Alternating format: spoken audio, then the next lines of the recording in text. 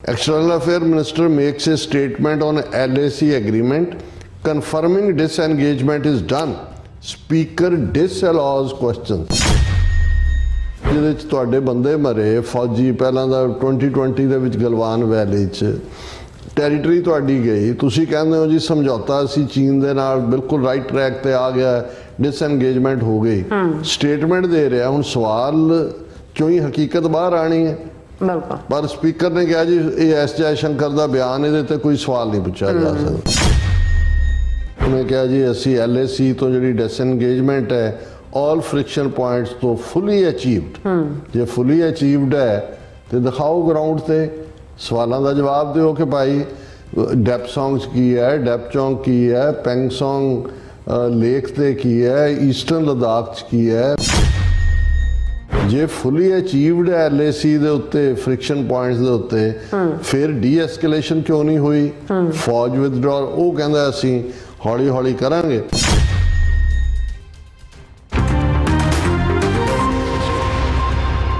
ਦਰਸ਼ਕੋ, break ਤੋਂ ਬਾਅਦ ਤੁਹਾਡਾ ਸਭ ਦਾ ਭਰਪੂਰ ਸਵਾਗਤ ਹੈ। ਸੋ ਵੀਅਰਸ, ਗੱਲਬਾਤ ਕਰਨ ਜਾ ਰਹੇ ਹਾਂ ਚੀਨ ਤੇ ਭਾਰਤ ਦੇ ਹਵਾਲੇ ਨਾਲ ਕਿ ਵੀਅਰਸ ਇਉਂ ਜਾਪਦਾ ਹੈ ਕਿ ਜਿਹੜਾ ਅਮਰੀਕਾ ਤੋਂ ਖੌਫਜ਼ਦਾ ਭਾਰਤ ਨੇ ਹੁਣ ਚੀਨ ਸਾਹਮਣੇ ਪੂਰੀ ਤਰ੍ਹਾਂ ਆਪਣੇ ਜਿਹੜੇ ਗੋਡੇ ਨੇ ਉਹ ਟੇਕ ਦਿੱਤੇ ਨੇ।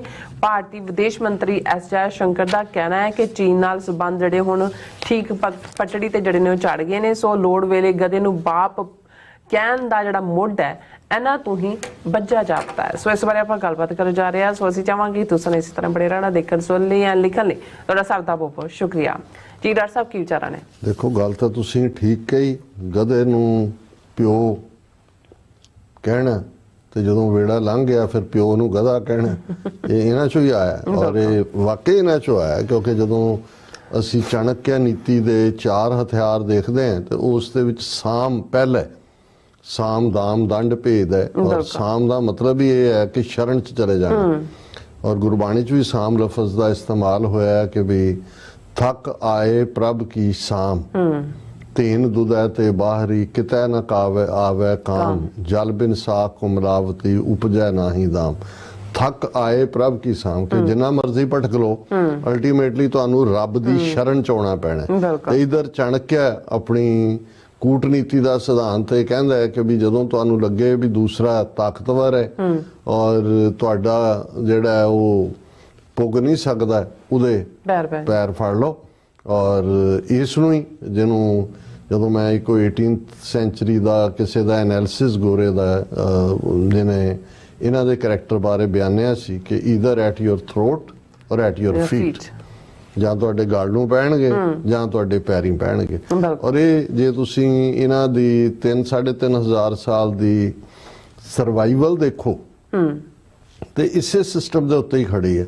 ਔਰ ਦਿਲਚਸਪ ਗੱਲ ਇਹ ਹੈ ਵੀ ਮੈਂ ਪਿਛਲੇ ਦਿਨਾਂ 'ਚ ਇੱਕ ਚਰਚਲ, ਵਿੰਸਟਨ ਚਰਚਲ, ਜਿਹੜਾ ਬਹੁਤ ਵੱਡਾ ਹਿਸਟੋਰੀਅਨ ਵੀ ਸੀ ਔਰ ਜਿਸ ਨੂੰ ਲਿਟਰੇਚਰ ਦੇ ਵਿੱਚ ਵੀ ਨੋਬਲ ਪ੍ਰਾਈਜ਼ ਮਿਲਿਆ ਹੋਇਆ, UK ਸੈਕੰਡ ਵਰਲਡ ਵਾਰ 'ਚ ਜੇ ਵਿਕਟਰੀ 'ਚ ਲੈ ਕੇ ਗਿਆ ਉਹੀ ਲੈ ਕੇ ਗਿਆ। ਉਹਦੀ ਐਲਬਰਟ ਹਾਲ ਲੰਡਨ ਦੇ ਵਿੱਚ 1931 ਦੀ ਇੱਕ ਸਪੀਚ ਹੈ ਜਦੋਂ ਕਿ ਗਾਂਧੀ ਇਰਵਿਨ ਪੈਕਟ ਹੋ ਕੇ ਹਟਿਆ ਸੀ ਜਾਂ ਦੂਜਾ। ਔਰ ਮੈਨੂੰ ਹੈਰਾਨੀ ਹੈ ਵੀ ਕਿਸ ਲੈਵਲ ਦੇ ਲੋਕ ਜਿਹੜੇ ਨੇ ਉਹ ਪੈਦਾ ਕੀਤੇ ਨੇ, ਜਿਹੜੇ ਕਿੰਨੇ ਫਾਰ ਸਾਈਟਡ ਨੇ। ਉਹ ਜਦੋਂ ਗਾਂਧੀ ਦੇ ਕਰੈਕਟਰ ਨੂੰ ਬਿਆਨ ਰਿਹਾ ਜਾਂ ਜੇ ਕਿਉਂਕਿ 1931 'ਚ ਸਾਈਮਨ ਕਮਿਸ਼ਨ ਵਾਪਸ ਜਾ ਕੇ ਉਹਦੀ ਰਿਪੋਰਟ ਸੀ, ਗਾਂਧੀ ਪਲੇ ਕਰ ਰਿਹਾ ਸੀ, ਡਰਾਵੇ ਦੇ ਰਿਹਾ ਸੀ, ਇਰਵਿਨ ਦੇ ਨਾਲ ਉਹਨਾਂ ਦਾ ਗਵਰਨਰ ਜਨਰਲ ਸੀ, ਉਹਦੇ ਨਾਲ ਪੈਕਟ ਕੀਤਾ ਗਾਂਧੀ ਨੇ। ਔਰ ਮੈਂ ਉਹ ਸਪੀਚ ਕੱਢੀ ਹੈ, ਮੈਂ ਕਿਸੇ ਦਿਨ ਉਹਨੂੰ ਡਿਸਕਸ ਕਰਾਂਗਾ। ਤਾਂ ਉਦੋਂ ਚਰਚਲ ਜਿਹੜਾ ਉਹਨੂੰ ਬ੍ਰਹਿਮਨਿਕਲ ਥਿਓਕਰੇਸੀ ਕਹਿ ਰਿਹਾ ਸੀ। ਉਹਨੇ ਕਿਹਾ ਜੇ ਅਸੀਂ ਵਿਦਡਰਾ ਹੁੰਦੇ ਆ ਤੇ ਇਹ ਬ੍ਰਹਿਮਨਿਕਲ ਥਿਓਕਰੇਸੀ ਦੇ ਥੱਲੇ ਰੂਲ ਹੋਏਗਾ, ਜਿਹਦੇ ਥੱਲੇ ਜਿਹੜੇ 6 ਕਰੋੜ ਉਦੋਂ ਆਬਾਦੀ ਦਲਿਤਾਂ ਦੀ ਉਹ ਕਿਵੇਂ ਕਰਨਗੇ, 7 ਕਰੋੜ ਮੁਸਲਮਾਨਾਂ ਨਾਲ ਕੀ ਬਿਹੇਵ ਹੋਏਗਾ। ਉਹਨਾਂ ਨੇ ਕਿਹਾ ਵੀ ਇਹ ਬ੍ਰਾਹਮਣ ਜਿਹੜੇ ਨੇ ਇੱਕ ਪਾਸੇ ਤਾਂ ਤੁਹਾਡੇ ਨਾਲ ਆ ਕੇ ਆਰਗੂ ਕਰਨਗੇ ਲੌਜਿਕ ਤੇ ਬੇਸ, ਪਰ ਇਹ ਜਿਵੇਂ ਟ੍ਰੀਟ ਕਰਦੇ ਨੇ ਉਹਨਾਂ ਨੂੰ, ਦਲਿਤਾਂ ਨੂੰ ਔਰ ਦੂਸਰਿਆਂ ਨੂੰ, ਵੀ ਇਹਨਾਂ ਦੇ ਨੇੜਿਓਂ ਹੀ ਹਿਊਮੈਨਿਟੀ ਨਹੀਂ ਲੰਘੀ ਹੋਈ। ਔਰ ਇਹੀ ਗੱਲ ਅੱਜ ਸਾਡੇ ਵੀਰ ਸੁਖਵਿੰਦਰ ਸਿੰਘ ਵੌਇਸ ਆਫ ਖਾਲਸਾ ਜਿਹੜੇ ਰੇਡੀਓ TV ਰਨ ਕਰਦੇ ਨੇ, ਉਹਨਾਂ ਨੇ ਬੜੀ ਦਿਲਚਸਪ ਗੱਲ ਕਹੀ ਕਿ ਉਹਨਾਂ ਨੇ ਕਿਹਾ ਕਿ ਜੀ ਇਹ ਸਿੱਖਾਂ ਨੂੰ ਕਿਉਂ ਸਮਝ ਨਹੀਂ ਆਈ ਕਿ ਵੀ ਮੁੱਢਲੇ ਦਿਨਾਂ ਤੋਂ ਹੀ, ਭਾਵੇਂ ਪਹਿਲੇ ਗੁਰੂ ਨਾਨਕ ਪਾਤਸ਼ਾਹ ਦੇ ਵੇਲੇ ਤੋਂ ਹੁਣ ਤੱਕ ਵੀ ਇਹ ਬਾਕੀ ਕਿਸੇ ਨਾਲ ਵੀ ਸਮਝੌਤਾ ਕਰ ਲੈਣਗੇ, ਲੰਮੇ ਪੈ ਜਾਣਗੇ, ਕੋਈ ਕਰਨਗੇ, ਇਹਨਾਂ ਨੇ ਸਿੱਖਾਂ ਨੂੰ ਟੋਲਰੇਟ ਨਹੀਂ ਕਰਨਾ, ਕਿਉਂਕਿ ਜਿਹੜੀ ਥਾਟ ਪ੍ਰੋਸੈਸ ਹੈ, ਮੈਂ ਕਿਹਾ ਜੀ ਇਸੇ ਲਈ ਗੁਰੂ 10ਵੇਂ ਪਾਤਸ਼ਾਹ ਨੇ ਵੀ ਜਾਬੇ ਗਏ ਵਿਪਰਨ ਕੀ ਰੀਤ ਤੇ ਗੱਲ ਸਮਝਾਈ।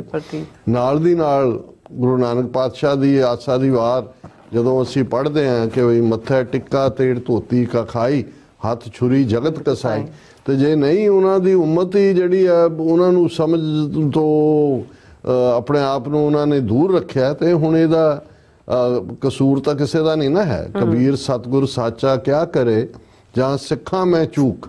ਹੁਣ ਇਸ ਹਵਾਲੇ ਨਾਲ ਮੈਂ ਦੇਖ ਰਿਹਾ ਵੀ ਤੁਸੀਂ ਟਰੰਪ ਦੇ ਆਉਣ ਤੋਂ ਪਹਿਲਾਂ ਜਾਂ ਬਾਈਡਨ ਦੇ ਜਿਹੜਾ ਪਹਿਲੇ ਪੀਰੀਅਡ 'ਚ ਇੰਡੀਆ ਦਾ ਚਾਈਨਾ ਪ੍ਰਤੀ ਰਵੱਈਆ ਦੇਖੋ, ਬਿਆਨਬਾਜ਼ੀਆਂ ਕਿਸ ਕਿਸਮ ਦਾ, ਫੋਕਾ ਪ੍ਰਾਈਡ, ਯੂਰਪ ਨੂੰ ਅੱਖਾਂ ਦਿਖਾਣੀਆਂ, ਅਮਰੀਕਾ ਨੂੰ ਅੱਖਾਂ ਦਿਖਾਣੀਆਂ, ਯੂਕਰੇਨ ਵਾਰ ਨੂੰ ਜਸਟੀਫਾਈ ਕਰਦੇ ਆ ਕਿ ਰਸ਼ੀਆ ਨੂੰ ਅਸੀਂ ਦੇ ਰਹੇ ਹਾਂ, ਤੁਸੀਂ ਯੂਰਪ ਨੂੰ ਅਸੀਂ ਜੇ ਵੇਚ ਰਹੇ ਹਾਂ ਤਾਂ ਸਾਡਾ ਹੱਕ ਹੈ, ਅਸੀਂ ਕਿਸੇ ਦੇ ਦੁਬੇਲ ਨਹੀਂ, ਅਸੀਂ ਵਿਸ਼ਵ ਗੁਰੂ ਬਣ ਗਏ, ਅਸੀਂ ਫਲਾਣਾ ਢਿਮਕਾ।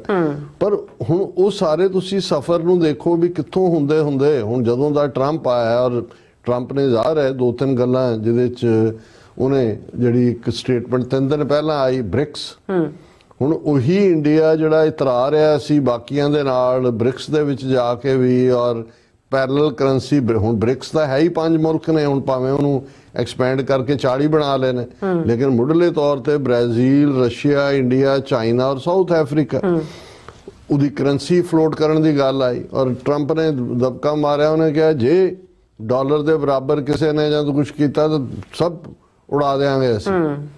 ਔਰ ਨਾ ਜੇ ਚਾਈਨਾ ਬੋਲਿਆ ਉਸ ਦੇ ਉੱਤੇ, ਨਾ ਰਸ਼ੀਆ, ਉਹ ਤਾਂ ਦੇਖ ਰਹੇ ਨੇ ਉਹ ਆਪਣੇ ਤੌਰ ਦੇ ਉੱਤੇ ਪਾਵਰਸ ਨੇ ਉਹ ਰਿਐਕਟ। ਐਸ ਜੈ ਸ਼ੰਕਰ ਨੇ ਐਨ ਉਦੋਂ ਹੀ ਕਿਹਾ ਜੀ ਸਾਡਾ ਬਿਲਕੁਲ ਕੋਈ ਨਹੀਂ ਹੈ, ਸਾਡਾ ਬਹੁਤ ਯਕੀਨ ਡਾਲਰ ਤੇ, ਅਸੀਂ ਤੁਹਾਡੇ ਹਜ਼ੂਰ ਸਾਡੇ ਮਾਈ ਬਾਪ, ਅਸੀਂ ਬਿਲਕੁਲ ਕਰੰਸੀ ਨਾਲ ਕੋਈ ਵਾਹ ਵਾਸਤਾ ਨਹੀਂ। ਹੁਣ ਇਧਰੋਂ ਉਧਰ ਨੂੰ ਦੌੜ ਗਏ। ਹੁਣ ਚਾਈਨਾ ਦੇ ਨਾਲ ਜਿਸ ਕਿਸਮ ਦੇ ਤੁਸੀਂ ਪਿਛਲੇ ਐਸ ਜੈ ਸ਼ੰਕਰ ਦੇ ਬਿਆਨ ਕੁਝ ਪੀਰੀਅਡ ਤੋਂ ਦੇਖ ਰਹੇ ਹੋ, ਤਾਂ ਲੱਗਦਾ ਪਹਿਲਾਂ ਤਾਂ ਇਹ ਹੋਇਆ ਕਿ ਜੀ ਇੱਕਦਮ ਖਬਰ ਆ ਗਈ ਕਿ ਜੀ ਹੋ ਗਿਆ ਉਹ ਪ੍ਰੀ ਡੈਪਚੋਂਗ ਪ੍ਰੀ ਪੋਜੀਸ਼ਨ ਚਲੇ ਗਏ, ਪਰ ਕੋਈ ਉਹਦੇ ਤੇ ਅਧਿਕਾਰਤ ਬਿਆਨ ਨਹੀਂ, ਕੋਈ ਪਾਰਟ ਨਹੀਂ ਕਿ ਵੀ ਜਿਹੜੇ ਪੈਟਰੋਲਿੰਗ ਪੁਆਇੰਟ ਸੀ, ਜਿਹੜੇ ਕਿੰਨਾ 4000 ਸਕੁਅਰ ਕਿਲੋਮੀਟਰ ਚੀਨ ਦੇ ਅੰਦਰ ਆਉਣ ਦੀ ਗੱਲ, ਜਿਹੜੇ ਇਹਨਾਂ ਦਾ ਆਪਣਾ ਆਈਡੀਆਲੋਗ ਸੁਬਰਾਮਨਿਅਮ ਸਵਾਮੀ ਕਹਿੰਦਾ ਵੀ ਉਸ ਦੇ ਉੱਤੇ ਤੁਹਾਡੀ ਕੀ ਟੇਕ ਹੈ, ਕਿੱਥੇ ਆਓ ਤੁਸੀਂ ਦੱਸੋ ਸਹੀ, ਕੀ ਸਮਝੋ, ਕੁਝ ਨਹੀਂ ਹੈ। ਹੁਣ ਜਿਹੜਾ ਪਾਰਲੀਮੈਂਟ ਦਾ ਸੈਸ਼ਨ ਚੱਲ ਰਿਹਾ, ਪਹਿਲੇ ਤਾਂ 2-4 ਦਿਨ ਅਡਾਨੀ ਨੂੰ ਲੈ ਕੇ ਔਰ ਦੂਸਰੇ ਮੁੱਦਿਆਂ ਦੇ ਉੱਤੇ ਸਟੇਲਮੇਟ ਸੀ, ਹੋਇਆ ਨਹੀਂ। ਹੁਣ ਜਦੋਂ ਇਹਦਾ ਸੈਸ਼ਨ ਹੁੰਦਾ ਹੈ ਤੇ ਇਹ external affair minister Jai Shankar ਬਿਆਨ ਦਿੰਦਾ, ਨਾਲ ਦੀ ਨਾਲ ਓਮ ਬਿਰਲਾ ਸਪੀਕਰ ਕਹਿੰਦਾ ਵੀ ਇਹਦੇ ਤੇ ਕੋਈ ਸਵਾਲ ਨਹੀਂ ਪੁੱਛਿਆ ਜਾ ਸਕਦਾ। ਹੁਣ ਇਹ India China have set ties on right track, S Jai Shankar. External Affairs Minister makes a statement on LAC agreement confirming disengagement is done. Speaker disallows questions. ਹੁਣ ਤਾਂ ਇਹ ਹੈ ਇਹਨਾਂ ਦੀ ਡੈਮੋਕ੍ਰੇਸੀ ਕਿ ਵੀ ਤੁਸੀਂ ਇੰਨਾ ਵੱਡਾ ਜਿਹਦੇ ਚ ਤੁਹਾਡੇ ਬੰਦੇ ਮਰੇ, ਫੌਜੀ, ਪਹਿਲਾਂ ਦਾ 2020 ਦੇ ਵਿੱਚ ਗਲਵਾਨ ਵੈਲੀ ਚ ਟੈਰੀਟਰੀ ਤੁਹਾਡੀ ਗਈ, ਤੁਸੀਂ ਕਹਿੰਦੇ ਹੋ ਜੀ ਸਮਝੌਤਾ ਅਸੀਂ ਚੀਨ ਦੇ ਨਾਲ ਬਿਲਕੁਲ ਰਾਈਟ ਟਰੈਕ ਤੇ ਆ ਗਿਆ, ਡਿਸਐਂਗੇਜਮੈਂਟ ਹੋ ਗਈ, ਸਟੇਟਮੈਂਟ ਦੇ ਰਿਹਾ। ਹੁਣ ਸਵਾਲ ਚੋਂ ਹੀ ਹਕੀਕਤ ਬਾਹਰ ਆਣੀ ਹੈ। ਬਿਲਕੁਲ। ਪਰ ਸਪੀਕਰ ਨੇ ਕਿਹਾ ਜੀ ਇਹ ਐਸ ਜੈ ਸ਼ੰਕਰ ਦਾ ਬਿਆਨ, ਇਹਦੇ ਤੇ ਕੋਈ ਸਵਾਲ ਨਹੀਂ ਪੁੱਛਿਆ ਜਾ ਸਕਦਾ। ਇਹ ਹੈ ਇਹਨਾਂ ਦਾ ਲਾਈਨ। ਔਰ ਉਹਨੇ ਫਿਰ ਅੱਗੋਂ ਕਿਹਾ ਕਿ ਜੀ India China set ties direction of improvement, ਔਰ ਅਸੀਂ ਅੱਗੇ ਲੈ ਕੇ ਗਏ ਆ ਇਸ ਸਾਰੇ ਨੂੰ। ਹੁਣ ਜਿਹੜਾ ਉਹ ਸਾਰਾ ਜਿਹੜਾ ਸੂ ਮੋਟੋ ਨੋਟਿਸ ਇਸ ਦੇ ਉੱਤੇ ਲੈਂਦੇ ਆ, ਉਹਨੇ ਬਿਆਨ ਦਿੱਤਾ। Om Birla refused requests from the opposition for any questions or clarification to the statement in parliament. ਉਹਨੇ ਸਪੀਕਰ ਨੇ ਕਿਹਾ ਕਿ ਜੀ ਇਹਦੇ ਤੇ ਅਸੀਂ ਕੋਈ ਸਵਾਲ ਜਾਂ ਕੋਈ ਕਲੈਰੀਫਿਕੇਸ਼ਨ ਤੁਸੀਂ ਨਹੀਂ ਲੈ ਸਕਦੇ।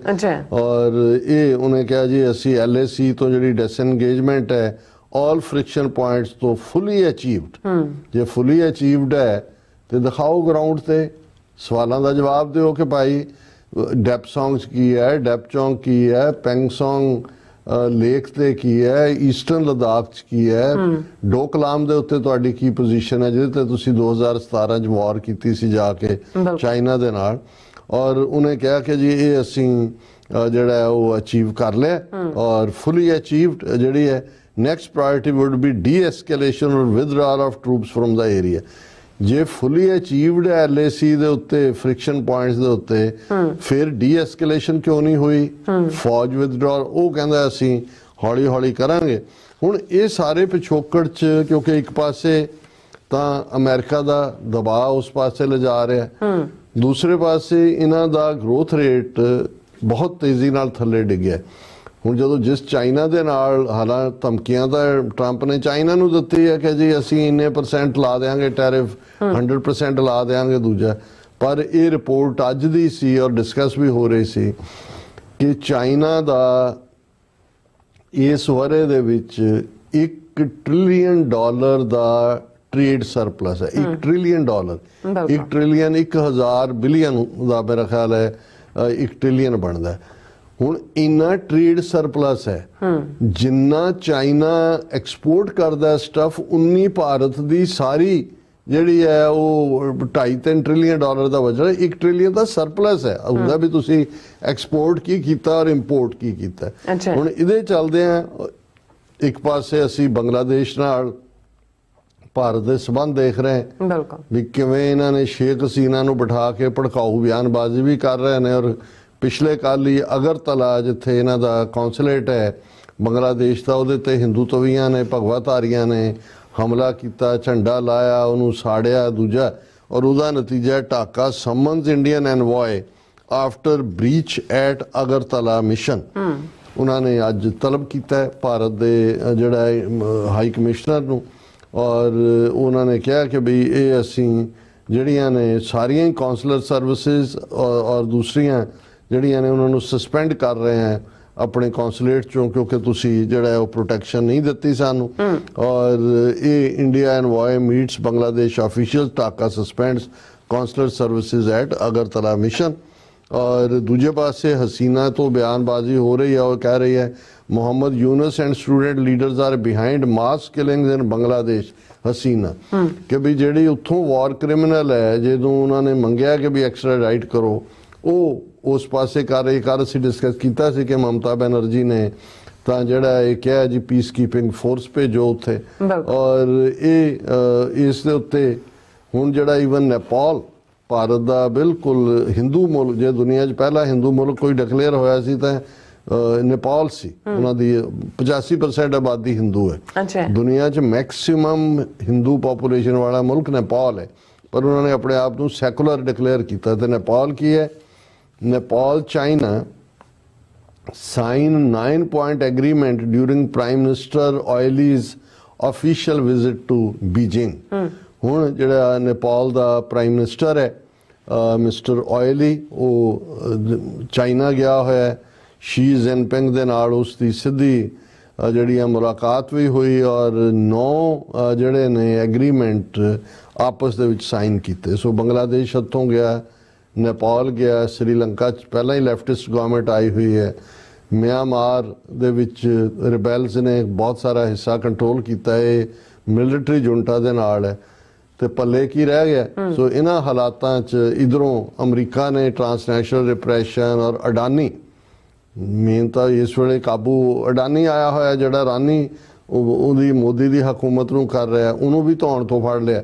ਸੋ ਇਸ ਸਭ ਦੇ ਚੱਲਦਿਆਂ ਇਹਨਾਂ ਨੇ ਦੇਖਿਆ ਵੀ ਹੋਰ ਕੋਈ ਚਾਰਾ ਨਹੀਂ, ਇਹ ਤਾਂ ਉਹਨਾਂ ਨੇ ਚੀਨ ਦੇ ਜਾ ਕੇ ਵਾਪਸ ਪੈਰ ਫੜ ਲਏ ਕਿ ਹਜ਼ੂਰ ਸਾਡੇ ਮਾਈ ਬਾਪ, ਤੇ ਉਹਨਾਂ ਨੂੰ ਗਧੇ ਨੂੰ ਫਿਰ ਆਪਣਾ ਪਿਓ ਬਣਾ ਲਿਆ। ਇਹਨੂੰ ਅੰਗਰੇਜ਼ੀ ਵਾਲਿਆਂ ਦੇ ਤਾਂ ਸੋਫਿਸਟੀਕੇਟਡ ਐਕਸਪ੍ਰੈਸ਼ਨ ਹੈ ਟੂ ਈਟ ਐਨ ਅੰਬਲ ਪਾਈ, ਪਰ ਸਾਡੇ ਪੰਜਾਬੀ ਵਾਲੇ ਕਿਉਂਕਿ ਐਕਸਪਲਿਸਿਟ ਹੁੰਦੇ ਨੇ, ਇਹਨੂੰ ਕਹਿੰਦੇ ਨੇ ਪੰਜਾਬੀ 'ਚ ਥੁੱਕ ਕੇ ਚੱਟਣਾ। ਜੀ ਰਾਸਾ ਤੁਹਾਡਾ ਬਹੁਤ ਧੰਨਵਾਦ। ਸੋ ਇੱਥੇ ਲੈਣੇ ਬ੍ਰੇਕ ਫਿਊਰ, ਸੋ ਤੁਸੀਂ ਇਸ ਤਰ੍ਹਾਂ ਬਣੇ ਰਹਿਣਾ। ਮਿਲਦੇ ਹਾਂ ਛੋਟੇ ਜਿਹੇ ਬ੍ਰੇਕ ਤੋਂ ਬਾਅਦ।